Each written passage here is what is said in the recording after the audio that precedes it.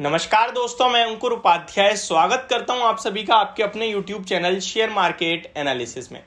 दोस्तों बात करेंगे CDSL के स्टॉक के बारे में, क्योंकि इस स्टॉक में जब कल के सेशन में गिरावट हो रही थी तो कहीं ना कहीं लोगों के मन में थोड़े सवाल आने लगे।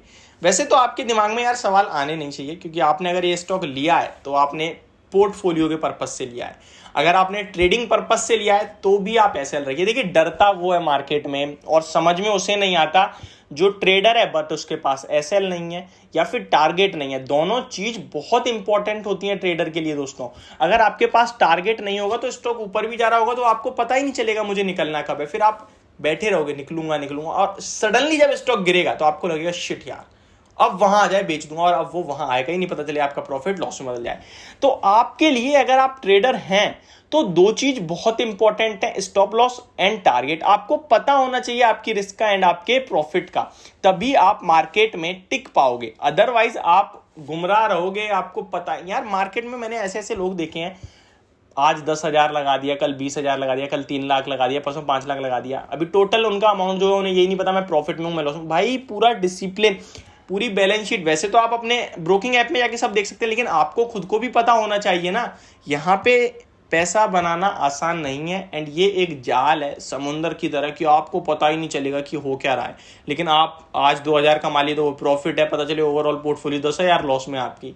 तो ये सब चीजें अगर आप मैनेज नहीं कर सकते तो डेफिनेटली आप स्टॉक मार्केट में पैसा नहीं बना सकते हैं। आप म्यूचुअल फंड में निवेश करिए, म्यूचुअल फंड के थ्रू निवेश करिए, मैं ये कहना चाहता हूं। तो दोस्तों बात करेंगे CDSL के स्टॉक को लेकर। मैंने इस स्टॉक पे लगभग 1150-1200 रुपए पे आपको खूब रिकमेंड करा था, पोर्टफोलियो पिक में शेयर भी करा था ये स्टॉक। अब इस स्टॉक में जो कल सेशन में गिरावट आई है उसके बाद आपको क्या करना चाहिए इसके बारे में बात करूंगा। लगभग 2.5% गिरता हुआ दिखा है स्टॉक, 1387 पे ट्रेड करता हुआ दिखा है। कुछ भी नहीं हुआ, अभी तो कुछ भी नहीं हुआ, मतलब गिरावट कहाँ बहुत तेज भागा है। अगर अभी भी आप एक वीक के रिटर्न देखेंगे तो 10-11% है और सपोर्ट लेवल जो बन रहा है वो 1330 पे बन रहा है। तो मेरे हिसाब से अभी तो गिर सकता है स्टॉक नो डाउट दोबारा से। एंड चार्ट्स पे जो है वो पॉजिटिव है, बट कहीं ना कहीं अगर इस स्टॉक 1400 के ऊपर टिका रहता तो ज्यादा पॉजिटिव होता, भी दोबारा गिर सकता है।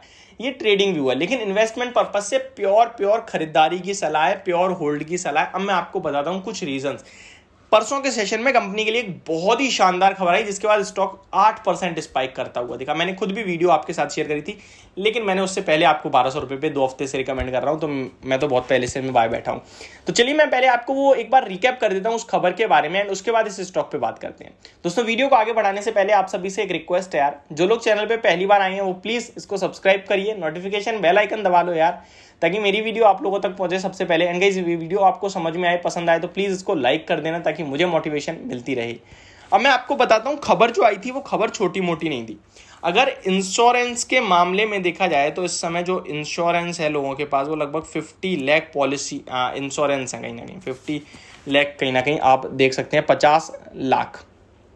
अभी कंपनी क्या हुआ है कि डीमेटलाइज्ड हो गई है, यानी कि अब जितने भी इंश्योरेंस है उनको डीमेट करना पड़ेगा। और ये सरकार ने फैसला लिया है 2022 दिसंबर के बाद से जो भी इंश्योरेंस होगा वो तो डीमेट में ही होगा, लेकिन उससे पहले यानी कि अभी जो हुए या पहले जो हुए ये टोटल मिला के लगभग 50 लाख करोड़ के समथिंग है, या फिर अराउंड 50 लाख है। आई थिंक मैं ये करोड़ शायद ज्यादा लगा रहा हूँ, ये मैं आपको कंफर्म नहीं बता रहा हूँ, बट अराउंड इसी के आसपास का। ये बहुत बड़ा नंबर होता है, आप कमेंट में आप मुझे पता है इस तरह की बातें कह सकते हैं, बट अभी मेरे दिमाग से माइंड वॉश हो चुका है। कल मैंने आपको डिटेल शेयर करी थी, बट हाँ अभी मैं इस नंबर को बिल्कुल हटाता हूँ, ना 50 लाख ना 50 लाख करोड़, बहुत बड़े डिफरेंस हो जाएगा, तो दोनों हटाता हूँ।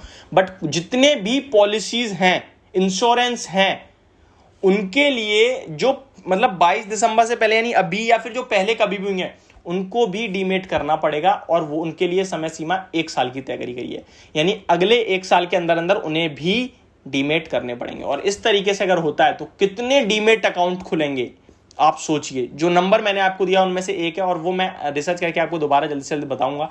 तो वो अकाउंट मार्केट में आएंगे तो इससे क्या होगा भाई, किसको फायदा होगा, CDSL और NSDL को। एंड मुझे लगता है ये स्टॉक आगे चल के आउट परफॉर्मेंस दिखाएगा। 7 सितंबर को इसकी एक्स डेट भी थी डिविडेंड की, 15 रुपए पर शेयर का एक्स डेट हुआ है, लेकिन उस दिन स्टॉक 7-8% भागा था क्योंकि खबर आ गई बहुत तंगी। तो ये स्टॉक बेचने वाला बिल्कुल भी नहीं है। अगर इसके वैल्यूएशंस देखें आप तो लगभग 105 रुपीज़ के लेवल्स पे स्टॉक की प्राइस टू बुक वैल्यू है। 1300 पे आ चुका है अब तो, इनफैक्ट 1400 पे आ गया है। 14 टाइम की प्राइस टू बुक वैल्यू पे ट्रेड करता है, तो सस्ता भी नहीं है, लेकिन मुझे लगता है एक बेस्ट मोनोपोली है मार्केट से रिलेटेड। मार्केट में अभी 2 से 3% पब्लिक है केवल, और ये आगे चल के हमें ऐसा अनुमान लगाया जा रहा है कि 10 से 15% होगी और ज़्यादा बढ़ेगी। इस तरीके से होता है तो डेफिनेटली इन स्टॉक्स को बहुत फायदा होगा एंड ये लॉन्ग टर्म में एक मल्टी बैगर भी बन सकते हैं। तो ये मेरी पूरी वीडियो CDSL के स्टॉक को लेकर, होप आप लोगों को समझ में आई होगी। Thank you so much for watching this video. Have a great day guys.